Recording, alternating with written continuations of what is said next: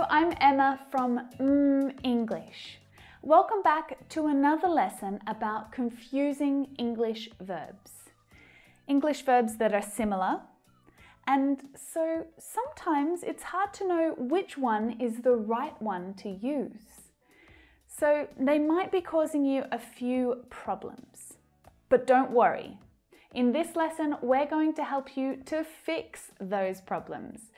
We're going to focus on the verbs been and gone. Now, I'm sure that you've already recognized that these verbs are not in the infinitive form. They're the past participle forms of the verbs to be and to go, which are both irregular verbs. Now, these verbs have a really close relationship in English, though their verb forms don't really give you any clues about that. Here you can see them in past tense, in present tense, in past participle form together. But in English, the verb to go has two past participle forms, gone and been.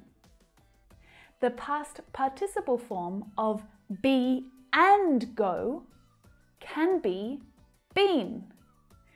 And this is usually where the confusion happens. These two verbs are very often used in similar ways and in similar contexts, but sometimes only one of these verbs works.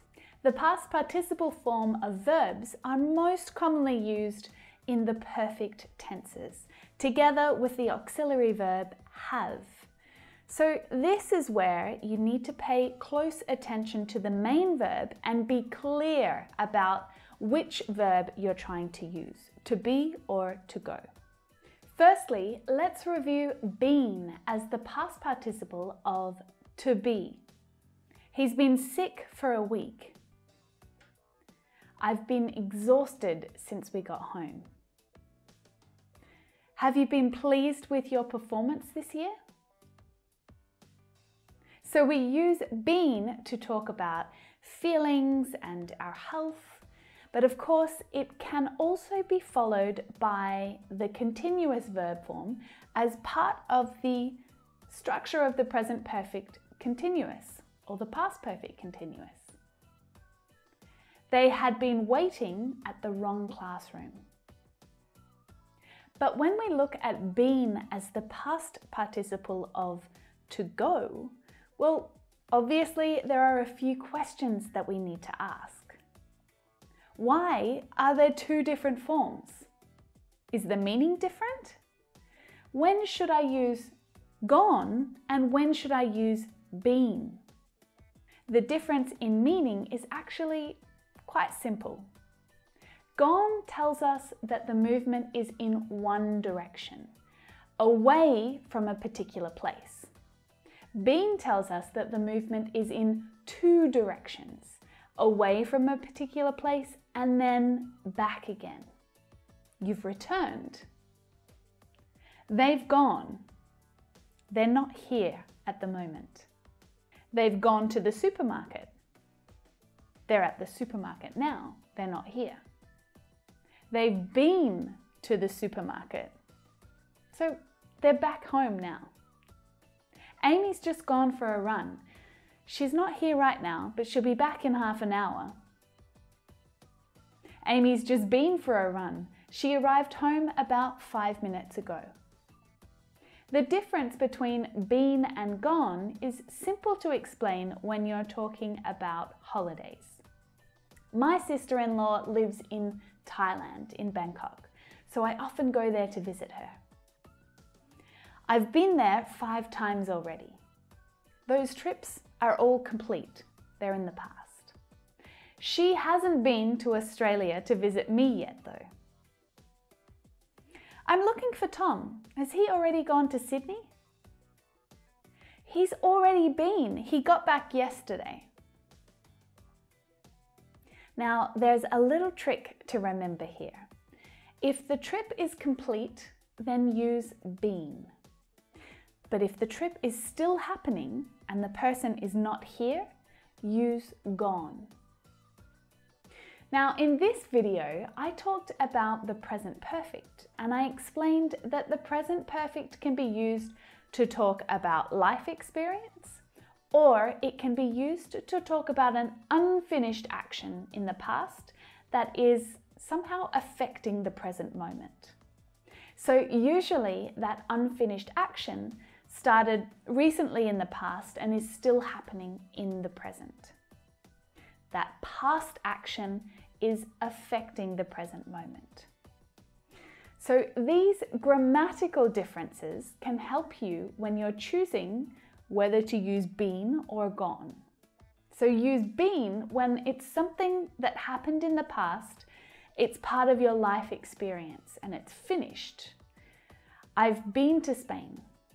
I'm not there now, but it is part of my life experience. If it's about life experience, then been is usually the correct choice. Now, gone is the one to use when it's an unfinished action that started in the past and affects the present moment. My mum has gone to Spain. She's not here now. It's a past action that is affecting the present and it's unfinished. So there are some common mistakes that English learners need to avoid when they're choosing between been and gone. So for you, don't use gone when you're talking about yourself. I've gone to Japan. No, I haven't, because I'm right here. I'm not in Japan. You also can't use gone to talk about someone else who is actually with you at the time of speaking. It just doesn't make any sense. Most of the time, ever and never are used to talk about life experience. So usually they are used with been instead of gone. Have you ever been to Australia? I've never been to Russia. Okay. So are you ready to practice a little with me? You need to choose been or gone. Tim has to Melbourne for the weekend. He'll be back on Monday. What do you think? Which verb is the correct verb?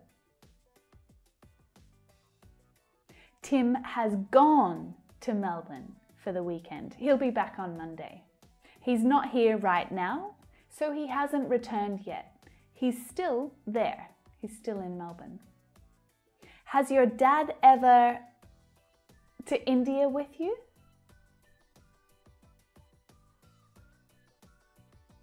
Has your dad ever been to India with you? We're talking about life experience here. So we would probably choose been.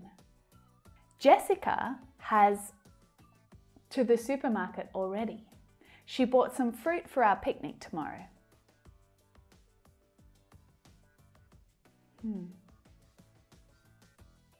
Which one is it? Been or gone? Jessica has been to the supermarket already. She's bought some fruit for our picnic tomorrow. It must be been because we know what she bought, so she must have come back from the supermarket and told us. Okay, well, I hope that that lesson was useful for you.